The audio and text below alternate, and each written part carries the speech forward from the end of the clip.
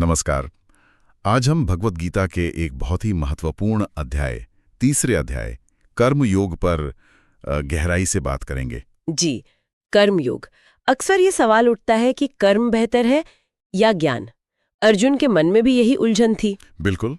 तो हमारे पास जो व्याख्याएं हैं उन्हीं के आधार पर समझने की कोशिश करते हैं कि कर्म का असली मतलब क्या है, क्यों ये इतना जरूरी है और इसे सही ढंग से कैसे किया जाए। और ये सवाल आज भी उतना ही प्रासंगिक है जितना तब था।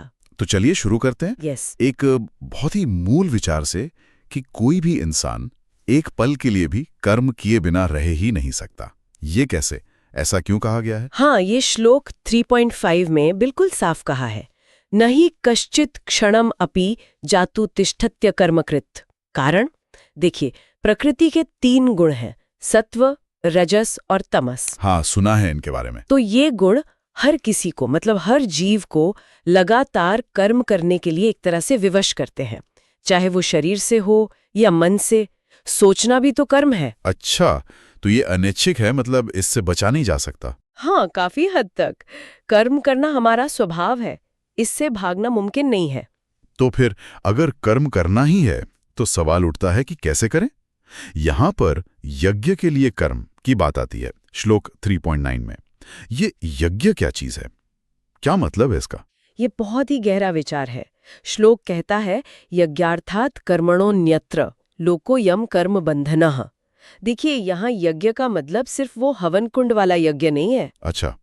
इसका व्यापक अर्थ है कोई भी ऐसा काम जो अपने स्वार्थ के लिए न किया जाए, जो फल की इच्छा मतलब अटैचमेंट के बिना सिर्फ अपना कर्तव्य समझकर या दूसरों की भलाई के लिए या ईश्वर को समर्पित भाव से किया जाए। ऐसे कर्म हमें बांधते नहीं, लेकिन जो कर्म सिर्फ मेरे लिए, अपने फायदे के लिए होते हैं, वो इच्छाओं और नतीजों का जाल बुनते हैं। वही बंधन है, कर्म बंधन। समझ गया।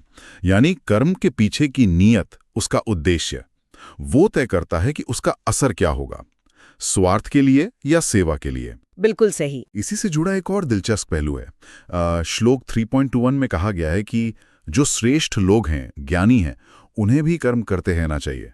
उन्हें क्या जरूरत है, वो तो ज्ञान मार्ग पर है। हाँ, ये भी बहुत जरूरी बात है।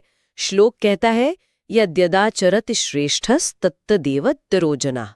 मतलब समाज में जो लोग श्रेष्ठ माने जाते हैं, जिन्हें लोग फॉलो करते हैं, वो जैसा करते हैं बाकी लोग भी वैसा ही करने लगते हैं। हाँ, ये तो होता है रोल मॉडल्स। बिल्कुल। तो अगर ज्ञानी लोग ही हाथ पर हाथ धरकर बैठ जाएं, कर्म छोड़ दें, तो आम आदमी सोचेगा कि शायद यही सही है। वो भी अपने कर्तव्य से भटक सकता है। इसलिए समाज को सही रास्ता दिखाने के लिए, लोक संग्रह के लिए उन्हें भी निस्वार्थ भाव से कर्म करते रहना चाहिए। उनका कर्म एक मिसाल बनता है। तो कर्म सिर्फ अपने लिए नहीं, समाज के लिए भी एक उदाहरण सेट करता है। ये बात समझ में आई। लेकिन व्यक्तिगत स्तर पर कैसे तय करें कि कौन सा कर्म सही है?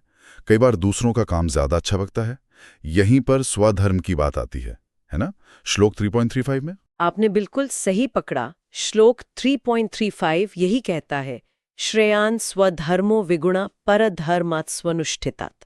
मतलब अपना स्वधर्म, यानी जो आपकी अपनी प्रकृति है, आपकी क्षमता है, आपके हिस्से के कर्तव्य है, उनका पालन करना ज्यादा बेहतर है। भले ही वो कम आकर्षक लगे या उसमें कुछ कमी दिखे। हाँ, भले ही वो अधूरा सा लगे। दूसरे का रास्ता, दूसरे का धर्म, चाहे कितना ही अच्छा क्यों न लग रहा हो, उसे पूरी तरह निभाना मुश्किल है। वो अपने लिए नहीं बना। अपनी भूमिका निभाना ही स्वाभाविक है और उसी में आखिर में कल्याण है। दूसरों की नकल करने में डर है, असफलता का खतरा है। ये तो बहुत ही गहरी बात है। हाँ, खासकर आज के समय में, बिल्कुल। जब हम लगातार दूसरों से अपनी तुलना करते रहते हैं। बिल्कुल। लेकिन कर्म करने में एक और मुश्किल आती है। अर्जुन ने भी ये सवाल पूछा था कि ऐसा क्यों होता है कि इंसान ना चाहते हुए भी, जैसे किसी मजबूरी में, पाप कर बैठता है, गलत काम कर देता है। हाँ, ये एक बहुत ही स्वाभाविक और महत्वपूर्ण प्रश्न है और श्री कृष्ण इसका जवाब अगले ही श्लोक 3.37 में देते हैं। क्या कहते हैं वो कहते हैं कि इसका कारण है रजोगुण से पैदा होने वाले 2 दुश्मन, काम यानी तीव्र इच्छा या वासना, और क्रोध। काम और क्रोध? हाँ, इन्हें महाशनो महापापमा कहा है। मतलब ये बहुत ज्यादा भोगने वाले और बड़े पापी हैं।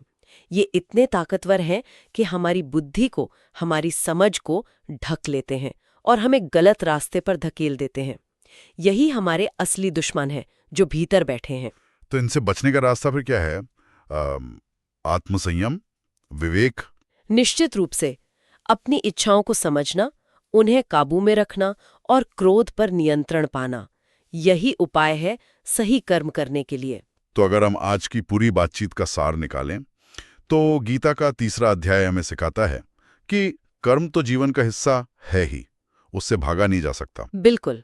असली बात ये नहीं कि कर्म करें या ना करें, बल्कि ये है कि कर्म करें कैसे। फल की आसक्ति